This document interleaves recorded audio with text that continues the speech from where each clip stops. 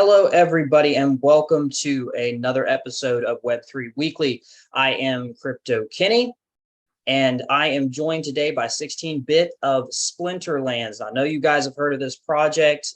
They've been doing some great, just great innovation for a very long time, relatively speaking, in the gaming space, in crypto. And I'm super excited to get to talk with them today. It's going to be super exciting. Before we get started, if you are not already following the channel, you know what to do. There's a button down there. It says follow, click it. There's a button down there that has a little thumbs up. It's liking the video. You can do that. If you dislike the video, there's also a button that says thumbs down. You can click that too. Drop us a comment, say whatever you'd like to say. Tell us what you liked about the interview, what you didn't like, any suggestions you have. Feel absolutely free, and we will get back to you on any of that stuff.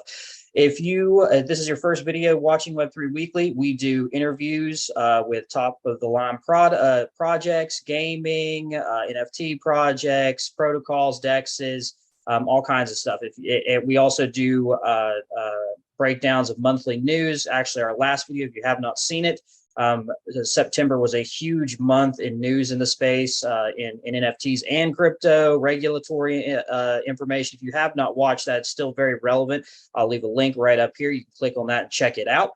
At the end of the video, I will have links to some socials and information from Splinterlands. If you guys want to check out anything that they have, that will be in the description down below. Obviously, Web3 Weekly's socials with the Alpha Mutants will be down below as well.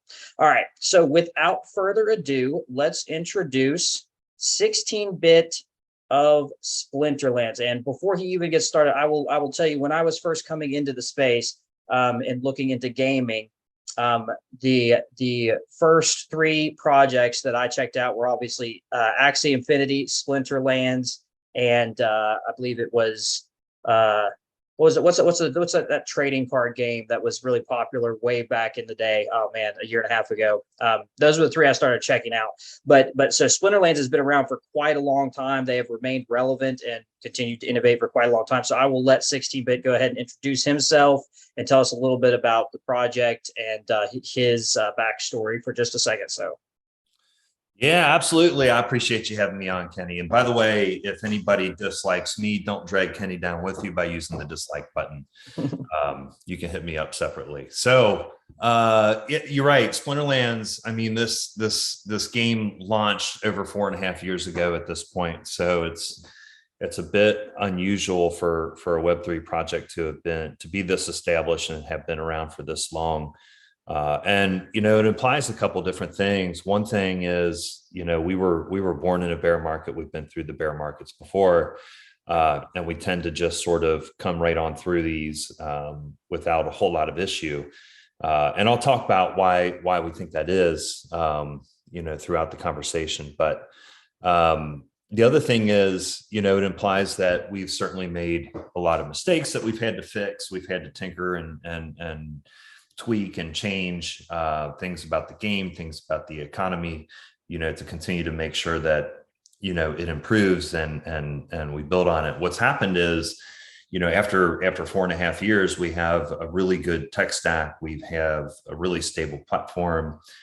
We have something that scales really well and is able to support what has become a really large Web3 game. So I'll do a quick screen share. Looks like I'm disabled on screen sharing, actually. Oh, let me go ahead and fix that for you. No worries. But yeah, we have these pretty incredible stats that really kind of outline what we've been able to do. So at this point, we're over 2 million registered accounts, 900,000 unique active wallets. We're doing roughly 250,000 plus daily active users, which is, that'll fluctuate quite a bit. When we were bull running before, we were up in the 550K range. Sometimes it'll flow around, but this is, typically the largest decentralized application out there, gaming or no gaming. And so, that's pretty big. We're doing just an absolute ton of transactions, right? So there's been over 3 billion games played since the game's inception. each of which, of course, is a blockchain transaction. We're doing, like, in total, when you account for the market transactions, to roughly 12 million transactions per day on chain. A lot of this is really enabled by the blockchain that we're on, which is a blockchain a lot of people haven't really heard of, but is really important to what we do and is really uniquely suited for gaming. So the blockchain itself is called Hive, and there might be more people that recognize the blockchain it came from, which is Steemit. So the old Steemit blockchain from back in the day, there was an attempted attack on that blockchain, and the community decided to fork out to Hive. So our company name and our game used to be called Steam Monsters for that reason. But Hive, it's absolutely great for what we do. Obviously, it scales really well. We've had over 3 billion games played, and these things all happen with a ton of speed, right? So it's really, really fast, really scalable. It's also gasless and has been from the start, which is really important. If you're going to have this many transactions, you can't have any gas fees on that, right? Yeah, 100%. But there's also, like, this added level of security. We're trying to make the project, our mission is to help drive mass adoption of Web3. We do it through the context of gaming, and our view is we create something that is valuable. So real product. We're basically an entertainment company. We produce a game. Our co-founders are gaming enthusiasts. They wanted to build a game that they would play, regardless of whether it's in Web 2 or Web 3. They wanted to build something that's a lot of fun, and they continue to pour a lot of energy and resources into it. They've built a team. We're up to like 150 people on the team at this point. So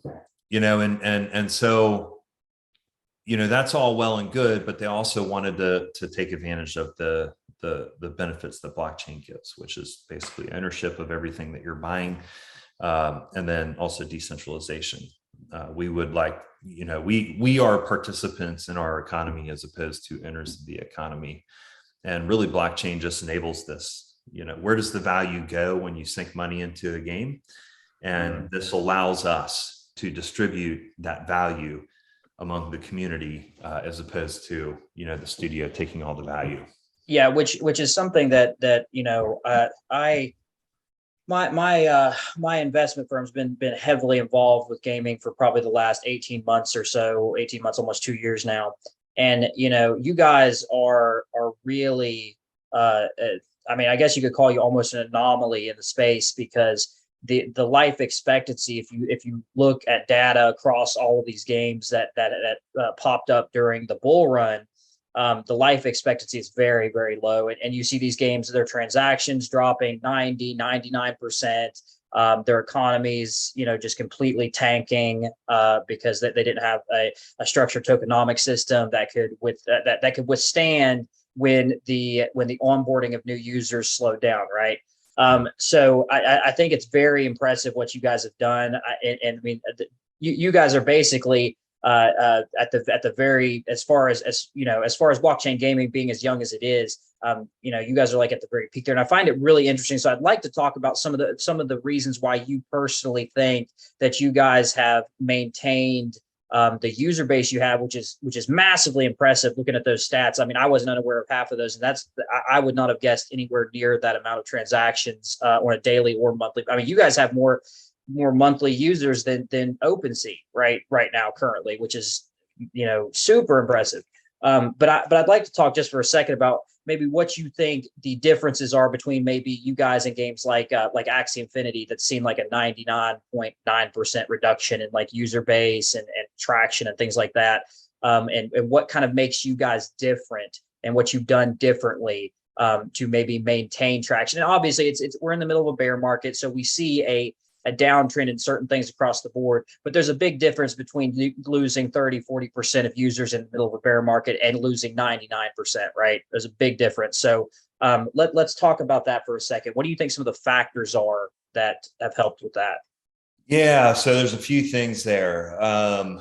One, if play to earn is the only reason people are in your game, then it's not going to be sustainable. If the reason people are there to extract value and there's not enough value coming in, I mean, it's a matter of sources and sinks, right? It's principles of economics. As soon as bear market hits, then it becomes less sustainable, less people are able to make enough money, and you're not able to make enough threshold to make it worth your time. And the entertainment value isn't good enough, to sustain it on its own. So, in our view, play to earn should be a feature, not the point of the game. And so, when we started, play to earn wasn't even a term 4.5 years ago, right? Yeah. It goes back to kind of what I mentioned before. The founders wanted to make a fun game, something that they would play regardless, right? They liked games like Hearthstone and Magic the Gathering, and so you'll see elements of these other collectible card games, sprinkled throughout, right? We borrowed a lot of concepts and we improved and tweaked and created a unique game, but they wanted something that was actually fun, and so. This the term play to earn has really gotten a bad rap in the bear market, and probably rightfully so, because again, it's not sustainable to make that the whole point, the whole reason why people are there. But if you bake it in as a feature and you have your sources and sinks right and your economy, then you can make it sustainable, and you can begin to grow that community, a community that would stick around through everything. I mean, we're on our 8th edition of cards. We typically come out with a big edition and a smaller, like a mini set edition every year. And we bake scarcity into all of it. You basically, first of all, we cap the supply of card packs for each edition. So once we sell out of the card packs, there's no more cards from that edition being produced. Meanwhile, in order to level your cards up in Splinterlands, you have to combine copies of that same card together, low level copies like level 1 copies. When you combine the copies together, you're burning all the extraneous cards. You're left with one card that's leveled up. And as you level the cards up, they pick up new abilities, they pick up better stats, and they allow you to play in higher leagues. And we have the incentive structure such that the higher leagues, you're making significantly better returns anyway. And so there's an incentive baked in to make sure you play in the higher leagues. And it's like, well, okay, how do I get the higher leagues? Well, I build a better collection of cards and I improve my win rating. How do I build a better collection of cards? Well, I need to combine more copies of these cards together. So we end up burning a ton of the supply of cards, and it results in a really healthy card market as well. So these cards tend to hold a lot of value. As soon as an edition sells out, and as time goes on after the edition sells out, those cards become more and more scarce because people are still burning them together. And meanwhile, the value continues to rise. So if you look at the card transactions, even through the bear market, there's still a healthy economy of card transactions there, because it makes proper use of scarcity. And then we also, we have a rental system as well, rental and delegation. That's one of the features of Hive blockchain that makes it so good for this. But you can rent cards for pennies on the dollar from other players. You can do so really easily and use those to get some experience in the game and practice. And that's actually exactly how I started. I started off just renting a bunch of cards. You're just practicing with it. I think that's interesting too, because there's not a lot of blockchain games structured under that structure to where it really matters how good of a player you are and how much time you dedicate. Most of them are, make a big purchase. Here's your NFTs, go make you some money doing something that is very, very mundane and repetitive. And, this, I think it's fantastic that you guys are catering to, players that are really putting time and effort into the game to get different things. And I think it's one of the things that gaming and blockchain has been afraid of, because we've been in such a cash grab state the last couple of years that a lot of projects, it's like they hit the ground running doing this thing that they know is going to make the most money the quickest, instead of thinking, hey man, what is our 5-10 year plan here? Like, how are we going to sustain this over time? And I think that it's fantastic that you guys have obviously had a larger picture than just the next 6 months or whatever moving forward. So I think that's fantastic. I would also like to say, I mean, as far as if you ask most people in the space that's been around at any point in time, and they talk about these card-based games, you guys are always the first one to come up, and it's very interesting to me because card games in our society have always been something that has kind of captivated collectors and game enthusiasts. If you look at like Magic the Gathering or Yu-Gi-Oh or Pokemon cards, you have such like these huge markets set around them, and that's pretty interesting to me kind of like the culture behind that. But we've seen quite a few card games in the space that have come out and not done quite as well as you guys. So some Gods Unchained would be an example. They're still trucking along, doing halfway decent, but not anywhere near the numbers you guys are doing. We've got some Gatla Games obviously is still working in beta on Legends Reborn. I played the beta on that. It seemed to be pretty functional, but you guys are really ahead as far as that's concerned in the space, with the collectible card games. So let me ask you another question. So what does you guys are 4 years in now. What does the how much time are you guys putting into the innovation of this? I mean, obviously you're doing new reward packs, which is a big thing with communities like this, and new collections coming out. But like, how much time and effort are you guys putting into we have to continue to innovate in this space, because every single day we're seeing these new versions of games come out, and these new tokenomic systems. So how important is that to Splinterlands to continue to innovate and bridge out the ecosystem? It's extremely important. So I mentioned before, we're up to a team of about 150 people at this point. There's a lot of devs there. There's a lot of creative, large creative team, and that you're hitting the nail on the head. That's the point of sustainability. It's community engagement, and it's also effort. Putting the effort into continuing to build on the product and improve it. We've had quite a year so far in terms of releases and delivery of changes, big changes to our ranked reward system that made the economy better and more stable, even in the bear market. We've been working on land. We actually did a land sale a while back. It's sold out now, but you can get land plots from other players on secondary markets. But land expansion, you can see here, it appears everywhere. This is a massive change to the game. It's going to add the ability to start minting your own resources, on your land plots. And there's going to be different magical rarities and different, natural resources that you can use, and it gives more utility to the cards that you're actually playing the game with. And when you mint these resources, you're going to be able to use them in your battles, right? So that gets really interesting. It basically adds a whole new layer of meta to the game itself, which is really cool.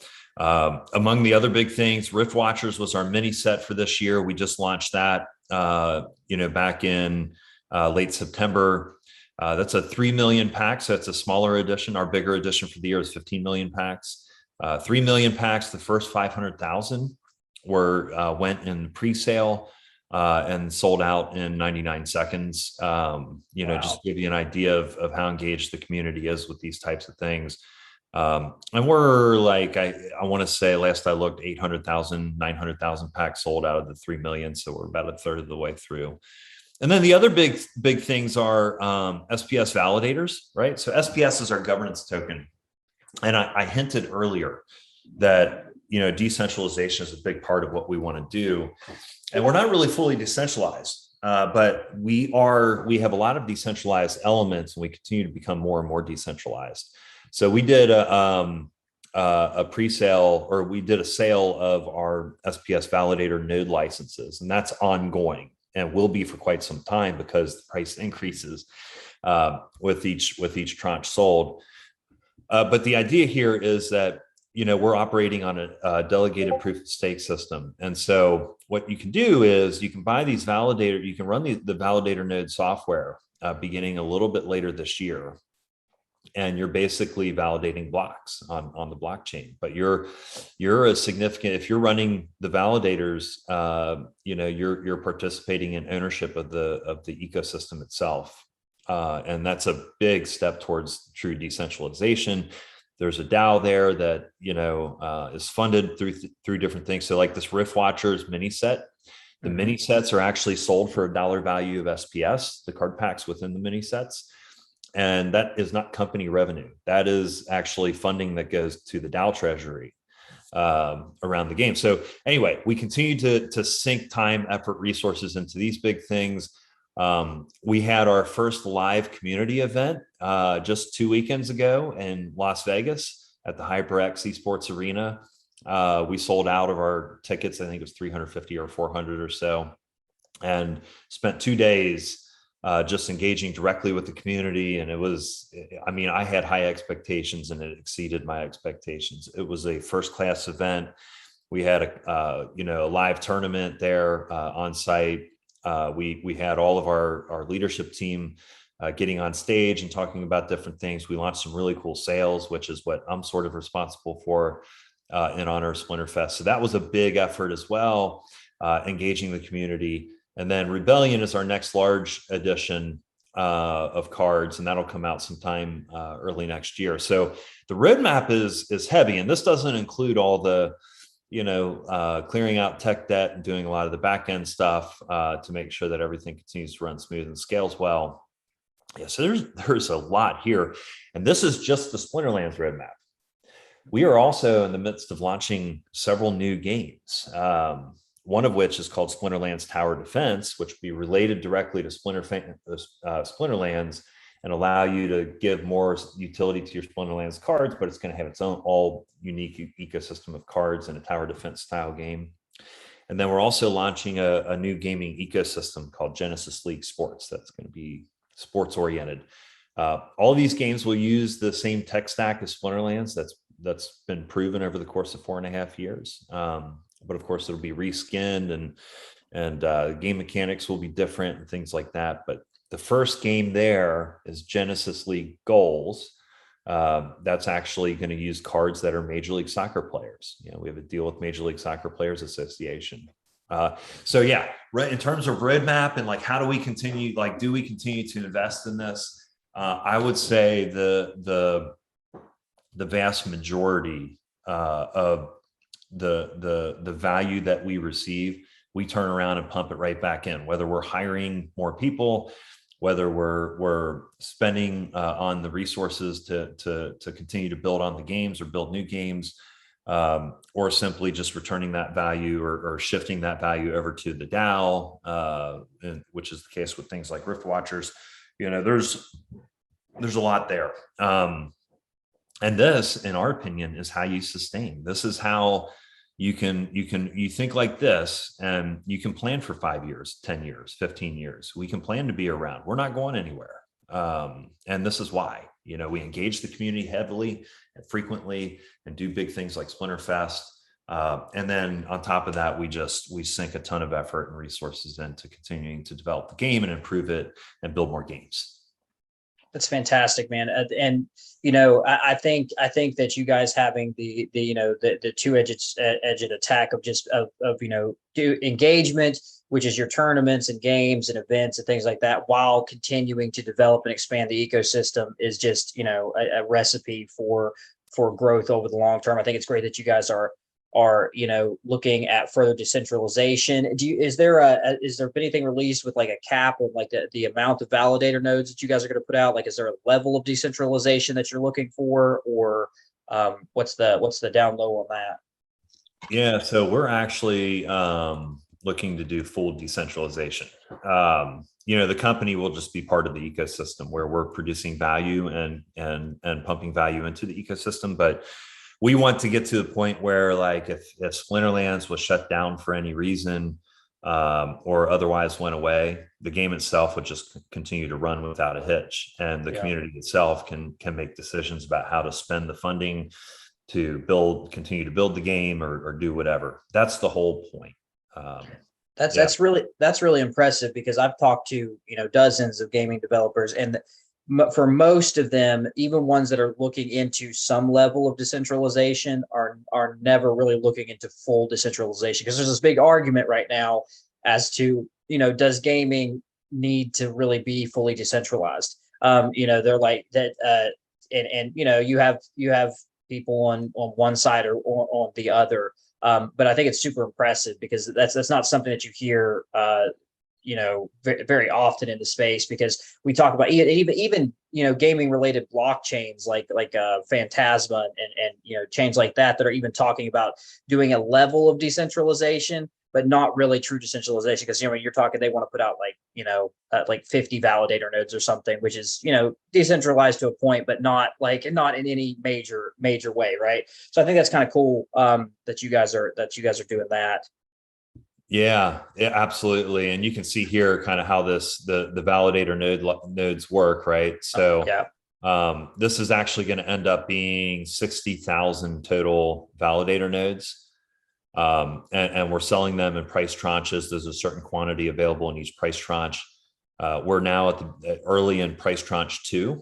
But if you do the math on, like, if we were to sell out of validator nodes tomorrow, we'd be burning something like 6x the total market cap of SPS. So the way the economics work here is, as the price of SPS improves, these validator nodes become less and less expensive, technically, right? Based on how much SPS you're holding at a low price right now. And effectively, this drives the price of SPS up. And then the other thing that we're doing here is we're using this as a burn mechanism. So 80% of all the SPS paid, and you'll notice here you have to pay in SPS to obtain these. 80% of the SPS paid is burned. The other 20% goes to fund the DAO. So here we have another big project that's not converting as revenue for the company. The only thing that or the vast majority of the company revenue comes from the single annual large edition of card pack sales. That's what we use to fund the company itself. It funds development of the different products. It allows us to hire employees, pay our employees, all those things, right? That's where all the revenue comes from. All these other projects are basically mechanisms to further decentralize the game and continue to make the economy more and more healthy. Fantastic. Yeah, I think that's great. I was on a panel the other day discussing, what the what the structure has looked like for gaming and also NFT projects, where the majority of large portions of revenues have went back to founders and teams, and just the discrepancy between in real world businesses and Web3 businesses. It's unheard of for an in real world business to put 50% of the revenues back into their teams. You know what I mean? I mean, that's not uncommon at all in the Web3 space. And I think that a shift to a builder's mindset versus a quick cash run mindset is definitely needed in the space for longevity. So I think all that's really fantastic. So let's talk for just a second, because I like to play devil's advocate, and then also ask what else, what you think about other projects in the space. So currently, even in this bear market, we are still seeing a significant amount of gaming projects develop and launch and move forward. So what are your thoughts on some of the other current more popular gaming projects right now, either through NFT collections or just gaming projects in general? Some that would come to mind would obviously be like Gatla games, that would be like big time in NFTs. Non-fungible arcade is starting to get some traction and so forth. So what's your thoughts on just the obviously some of these are going to be competitors to what you guys are doing, but do you think that to have a healthy market, that we need to have more competition than we have had thus far? Because in the last 2 years, it's been a handful of games that have really been at the forefront, and nothing else really catching traction that much. So what are your thoughts on that, with just the overall gaming in the space currently? Yeah. So my view on this is it's too early for any of us to really think of each other as competitors. I think you're right. So you made a reference to overall health of the space. We need more good games, right? That think of things similar to how we do. It doesn't have to be the exact same. I think there's a lot of different ways to do this successfully, probably. But it's important that other games come in with a much more sustainable mindset, and they're building for the long run as opposed to building more yield farms. And so I think that's happening. My favorite metaphor for this is the forest fire, right? Ironically, the forest fire is really good for the forest. It burns out a lot of the dead stuff, and makes room for new stuff to grow and grow healthy and strong. The bear market is doing the same thing for GameFi. So you have, a lot of those early games that kind of went to zero or close to zero. They're getting burned out of the space. But it's allowing other studios and game developers to see the opportunity and to learn from those mistakes and to build things that are going to be more sustainable. So, we all hear build market. It's not a bear market, it's a build market. And I go to a lot of different conferences and talk to a lot of people. And there's a lot of them that are saying the exact same things. Like, you need to focus on building a fun game. You need to focus on producing entertainment value, which is something of value. Over a third of the world's population plays video games, right? The gaming industry on whole is larger than the movie business and music business combined. Yep. And Web3 is only a very small slice of that overall pie at the moment. But it's growing the fastest, and it will only continue to grow and take up and consume a larger portion of that. Why is that? Because of where the value goes, right? So when you sink money into these Web3 games, you tend to retain that value or a good chunk of that value, as opposed to all of that just sort of going into the abyss, right? If the game goes away, you don't keep those things that you purchase inside the game traditionally. But Web3 allows that. And so I think you're going to see a bit of an explosion of good games. I think we're at the early phases of seeing some of those things coming online. But I fully expect, when especially when we hit another bull run, you're going to see a significant leap in the quality of these games and a set of options for players to play with. For us, we have such a head start, and we figured out all of these things that are, hard to do. And I think some of these studios are going to have some trouble, here and there.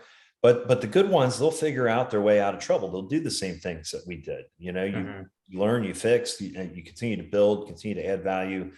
And then some of them will get it right early, and they'll be off to the races.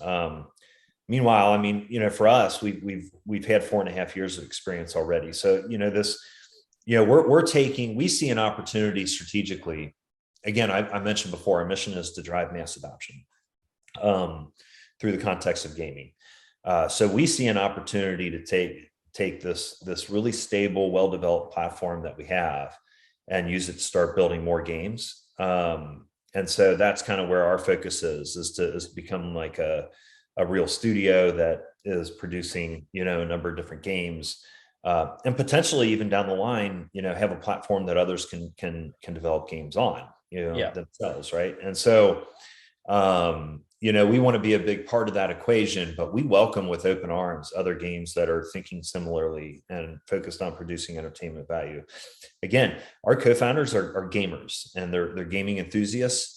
And so chances are as these other games come online, when they're good, our co-founders are going to be playing these games, and a lot of people that work here at Splinterlands will be playing those games. And so, I think it's like just incredibly healthy for the space, and we need more of it. The rising tide, raising all boats approach, for sure.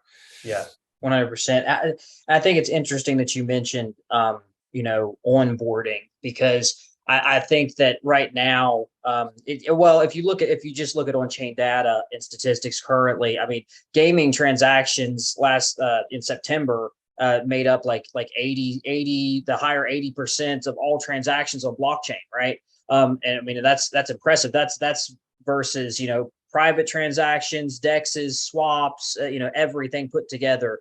And in gaming, transactions are still making up, that high of a percentage. So I am completely with you on the idea that gaming is very, very likely going to be the conduit of mass adoption as far as blockchain technology. So that actually is a good caveat into my next question, which is, what are you guys doing to make the onboarding process coming into Splinterlands as simple as simplistic as possible for new users? Because the reason we ask this is because you and I both know that moving from Web 2 to Web 3 without any prior knowledge can sometimes be a very complicated thing, right? And so there's this big debate. There's this big debate around, well, if we have good games in Web 3, obviously Web 2 gamers are going to want to play them, right? That they're gamers, they don't care. But is there going to be a stop there because of the difficulty of onboarding? So there's a lot of different projects that are attacking that different ways.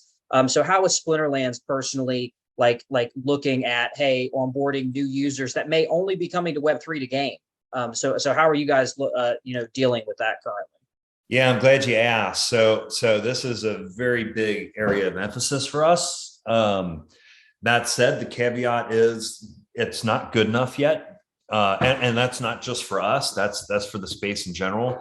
I think that there are people out there building, it's really gaming related, but not necessarily specific to gaming, figuring out ways to get people onboarded into the space without some of the hassle and the risk. As you send some sort of crypto off to the wrong place, and bye-bye, you're not seeing that money again, right? And so that scares a lot of people. And the other thing that scares a lot of people is the terminology, NFTs and blockchain and decentralized finance, DeFi, and so the approach that we take is, number one, let's use terminology that makes sense. You're buying cards and card packs. You're not buying NFTs. Even though they are NFTs, of course. We bake into the platform ways to purchase that are fiat on-ramps, right? So you can do everything you need to do, including the lower levels of DeFi, without having to leave the site. So what we're trying to do here is create easy on-ramps into the game that allow you to start playing the game as quickly and easily as you can, while also putting the tools and some aspects of DeFi, baking that right into the platform so that you can learn that stuff if you want, and you can do it at your own pace. And so the way it works here is, if I wanted to come here and buy Chaos Legion card packs, for example, you see here, I can pay with credits or I can pay with Dark Energy Crystals. Dark Energy Crystals is a token. It's actually a stable coin. We peg it to the value of card packs by allowing, you can buy 1,000 credits for $1, or you can buy, or you can use basically 1,000 DEC is meant to be pegged to $1 as well. So each card pack is meant to be $4, but if DEC breaks peg, you can get an arbitrage, you can get a discounted card packs. It's actually the case right now. So how do you get credits? Well, credits are not a crypto. You would basically just come up here and buy credits, and you can use PayPal, Venmo, or crypto, right? So if you're native, of course, you can use crypto. But Venmo and PayPal, fiat on-ramps, these are very comfortable, normal things that people know about, right?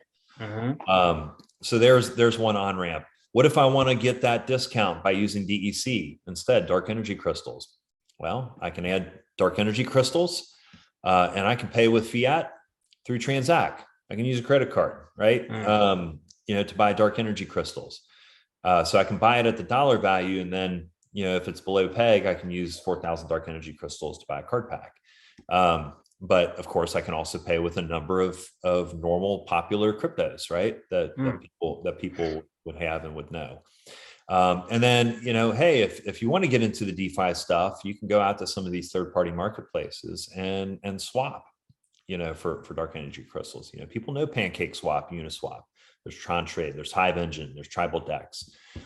So we have these elements sort of baked in. So I could come in not knowing anything about crypto and just buy some credits or buy some DEC. I don't even need to know that that's crypto when I do DEC. And I can use that to buy card packs, and I can play the game. I can also use that to come out to the marketplace and buy cards. So if I wanted to buy a card from another player, This one here is going for, at a level 4 is, has quite a bit of value to it. BCX is just the number of level 1 cards that were burned together to create one level 4. In this case, it's a legendary card, so it takes fewer cards to burn together. But I can use that DEC right here in the in-game marketplace to make this transaction. I can purchase this. If I want to rent it, it's costing quite a bit less. 3 DEC is a fraction of a penny, right? So I can rent this card for a day. Remember when I said you can rent for a fraction of the price? But I can use DEC or I can use credits.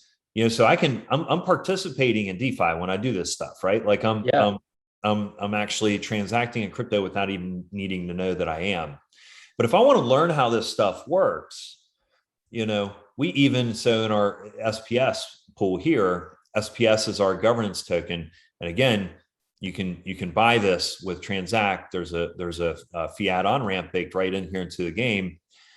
But I have this whole SPS management tab where I'm getting my staking rewards. I'm getting rewards from playing battles and ranked rewards here, right? I can start to learn what all these things mean at my own pace. And I can even go out here and access liquidity pools too, right? So we're starting to get into some cool DeFi stuff here. But we have all these liquidity pools with our various tokens, matched up with some of these other more popular tokens, whether it's BNB, Wrapped ETH, DAI, of course, between all of our own tokens, DEC to SPS and vice versa. If you want to manage the liquidity, we just link you straight out to where that happens, right? In some cases, this will be Sushi Swap. In some cases, Pancake Swap, and so on and so forth. I don't need to do any of this stuff to play the game, but it's all baked in. And so if I'm new to crypto, if I'm new to Web3 and I want to learn these things, we have a nice little education system here that is safe. It's relatively safe. It's kind of easy to go in and do it. And so you can manage all these things here, whether you're managing your SPS validator nodes. We have a proposal system baked right into the site as well. So you can see what all these proposals were and the voting system. And the more staked SPS you have, the bigger the more impactful your particular vote is. And so, this is all really, kind of nicely baked in and really helpful for those to play the game. But if you wanted to come in and just play the game, come in and just play the game. You can go straight to the battle tab. You don't even need to own any cards or rent any cards to play. You're not going to earn anything. Your earning is basically tied to how much money you're sinking in, which is how we balance out the sources and sinks quite a bit. But there's no barrier to come and just play the game. You can come in and play the game at almost any level. So it's really, really a nice, well thought out economy and well thought out system to make it as friendly as we can get it for Web 2 to come in. But again, some of the fundamental underlying issues with Web 3 persist still, right? Like the risk of sending crypto off into the abyss and never seeing it again. We have barriers against getting hacked. We have this really cool, you just get a keychain extension on your browser, and this keychain will allow you to, I think I have my password baked in there. This keychain will allow you to transact. This behaves a lot like MetaMask, but it allows you to transact in the game without needing to go and plug in wallet addresses and keys and things like that. Also, your wallet address is your in-game name. So on Hive, this is not just my in-game name in Splinterlands, but this is also my Hive wallet address. So again, these are all like little things that are baked in to kind of ease the on-ramp and make it easy to get in. But again, we also recognize, hey, look, we're as a space, we're not quite there yet. But there's a lot of innovation happening, a lot of people building better ways, additional ways to do this. And then you have, your Web3, natives, right? And so here we are, we're on the Hive blockchain. It's like we're hiding in plain sight. So many other Web3 communities are really focused with NFTs on other chains. And so we're also doing some really cool things to extend a hand out to those communities and establish a direct connection to the game. And so like this one here is really awesome because it's a current effort. So Rooney is going to be launching on OpenSea a week from today on October 25th. It's an Ethereum-based NFT. It's basically using the same smart contract system as the CryptoMonks NFT project. Actually, the founder of CryptoMonks is our VP of engineering. But Rooney is awesome because it's going to mint on OpenSea. It's going to trade like a lot of other NFTs. It's a PFP one-of-one style NFT that is your unique Rooney, is unique to you. It's got 10 layers to it. So it's a composite NFT that each of the 10 layers is NFTs as well. Hundreds of thousands of possibilities at each level. I think billions of possibilities overall for your single Rooney. But we're only minting 6,500 of these things. And, we did our first 2,000 Roonies as whitelist spots in a pre-sale to our community. And the way we gate that is by requiring vouchers for those. Vouchers is a reward token for staking SPS and running nodes. But anyway, the first 2,000 spots out of the 6,500 total sold out in 39 seconds. Our community, again, super enthusiastic. At mint, it's gonna cost $500 of Ethereum to mint. But given that the first 2,000 sold out in 39 seconds, the implication there is this is not financial advice in any way, but $500 is going to be the low. I think that our community is going to help to make sure that the price of these things is going to be fairly high. So anyway, this is really cool, but the way this really relates to Splinterlands is we bridge from Ethereum to Hive, and you can basically bring that Rooney over into the game and stake it, and it generates a card of your Rooney. It adopts your unique artwork for your Rooney. So everywhere that Rooney appears, whether in game or in OpenSea or anywhere else, it's always going to display your unique artwork on your Rooney. But in the game, it becomes a really powerful card that you can play in the game, right?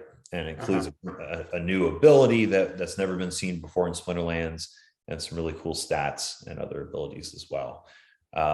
So this is like, we have our drive mass adoption and bring people in from Web 2 and make that easy type strategies. And then we also have our, let's connect better with the rest of Web 3 strategies as well. And this is the big one that we have running right now. That's and fantastic. if you'd like, Kenny, for subscribers of the podcast, I could certainly make some Rooney whitelist spots available. If you think the community would be interested in partaking in this particular project. Yeah, man, 100%. I would. Our community obviously I don't like to talk about our community while we're doing interviews and stuff, but we're very heavily interested in the gaming space because of the implications we think that it's going to have overall. So we have dozens and dozens of guys that literally just follow around the latest gaming news and projects. So yeah, dude, that would be absolutely fantastic if we could work something out with that. So I'd appreciate it. Yeah. So if you guys are listening here, jump in the Alpha Mutants Discord. We'll potentially have some whitelists for this, which not obviously not financial advice, but you've heard the information about what these guys are doing, and the longevity of the project.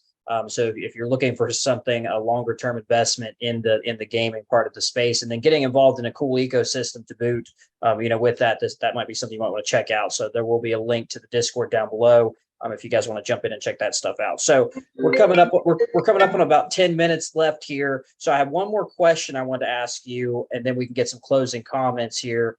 Let's see here. So so the last thing I wanted to talk to you about was, so if we're talking about a person coming into the space, and wanting to get into some gaming, they see Splinterlands, they hear about Splinterlands, they want to get in.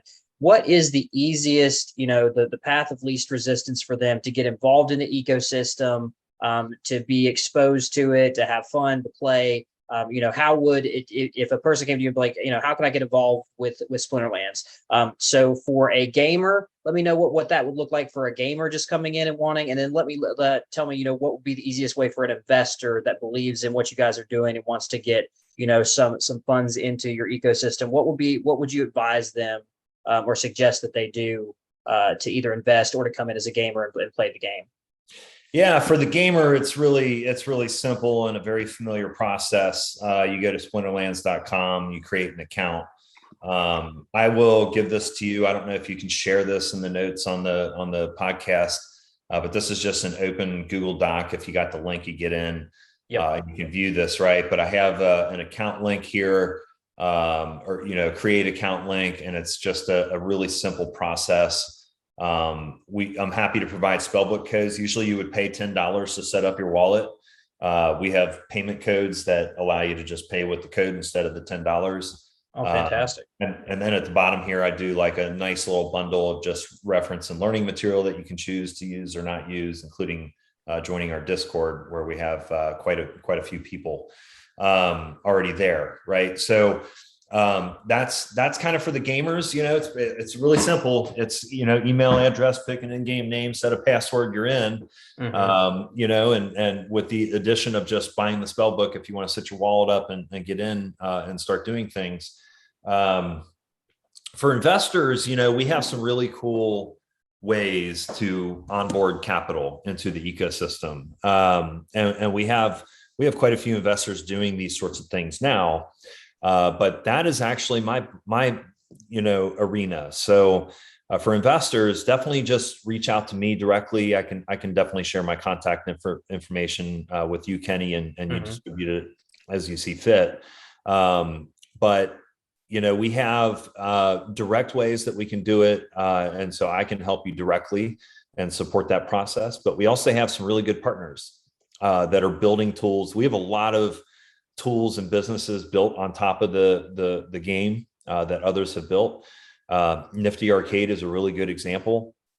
They have a platform that makes it really easy and seamless to deploy capital. You don't not even need to know how to play the game or do anything with it, right? It can be very hands off or hands on if you want, or something in between. But what they can do is they can take your capital. You custody everything yourself. But they can take your capital and make it available. They'll configure card decks out of your card collection, make those decks available for gamers to play with, and then you'll basically just rev share off of whatever they're making playing with your assets. But then there's also a variety of different ways to participate in the game behind the game, the economy. Whether you're providing liquidity, you're acquiring SPS validator node licenses. All of these things are all possibilities. Those are all things that I can help with. I can walk through and really white glove that service. So certainly reach out to me if you're an investor looking to participate in this game. If you believe in GameFi, you believe in a project with the kind of track record that we have and the longevity and sustainability of what we're doing. This is not financial advice, but this is not a bad place to be. With over a third of the world's population playing video games and the size of the overall gaming industry and the trajectory of the Web3 portion of that industry, growing the way that it is, I think it's a really, in my opinion, a really nice mid to long run play. Those are the kind of two directions for sure. Well, that's fantastic. So what we'll do is, guys, everything that I will before this video comes out, we will have the not only the social links and contact information for 16-bit here for any potential investors that want to reach out, but also we'll link this Google Doc below for anyone that hasn't gotten in and opened an account on Splinterlands to make that really simple and easy for you. Just get involved with the ecosystem. So we'll put all of that relative information below there. Obviously, again, it sounds like we're going to have some whitelist spots for the Rooney. So if you guys want to try to get into that, definitely jump in the Discord there. I'll also link Splinterlands Discord. They have, I believe you guys have something like 175,000 people in your Discord, I believe. Yeah. Yep. So I'm sure even after you guys get your, with the Discord that size, any information that you would need or troubleshooting, setting up the game, getting started, I'm sure that there's plenty of information there. I always advise any project, any game, any NFT project that you get involved with, you need to be inside their Discord. You need to have access to their team and their founders and the material they put out. So we'll definitely jump there. And even if you can't, even if you don't have the liquidity to jump into, to purchasing certain items on Splinterlands, now jump in, play the game, see how you like it. Jump in the Discord, talk to people. And support the community. We don't always have to purchase a dozen NFTs from a project to support the community. Jump in, play the game, especially in free to play model games like this, where you could jump in and just have fun and just see if you like it, and check those things out. So support in any way that you possibly can.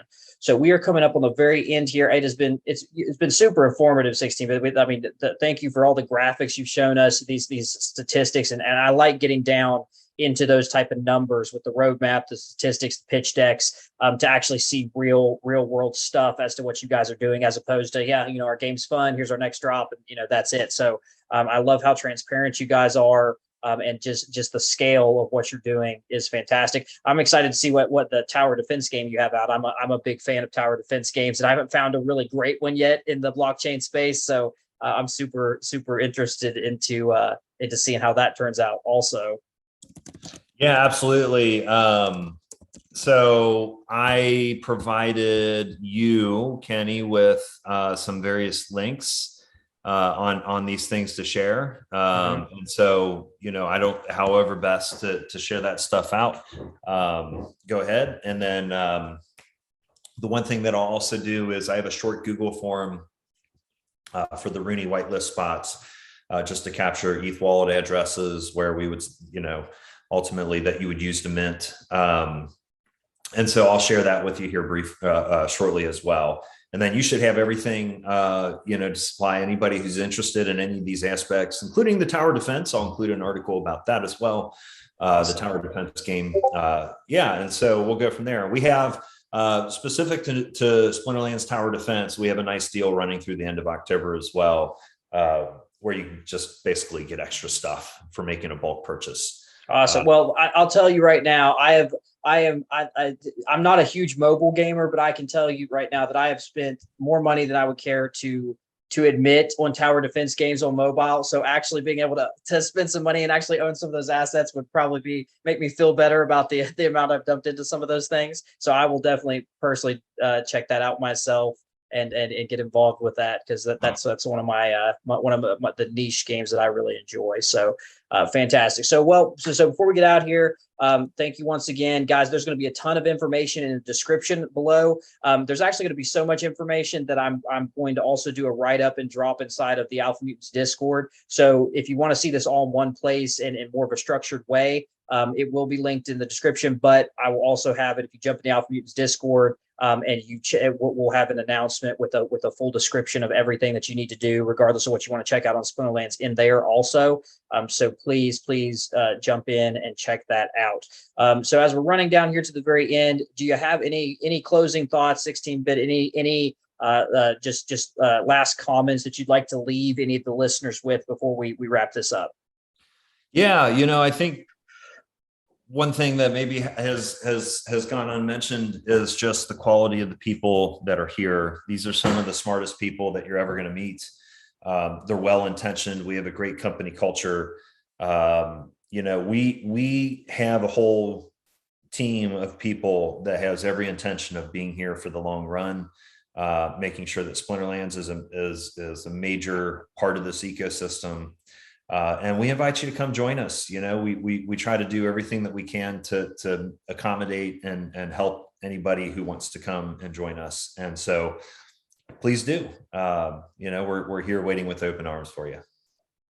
Fantastic, guys. Fantastic. So please, guys, like, subscribe, follow 16-bit if you want to get current, up-to-date information on his social accounts. I'll also link those down below so you guys can kind of follow Splinterlands on their social accounts, obviously, if you want the latest information on the projects. So again, guys, we're winding down. Thank you so much. If you enjoy more videos like this, interviews with teams and founders of just outstanding projects that have great track records, doing great things in the space, please subscribe. We have these weekly subscribe and get this information to you. So until next time, until we come around to the next video, we see the next segment, like, subscribe, check out everything below. But until next time, I'm Crypto Kenny. This is Web3 Weekly. Jump out there, guys, in the blockchain, play some games, get into some DeFi, do some research. Let's all grow together. And until next time, see you later, guys.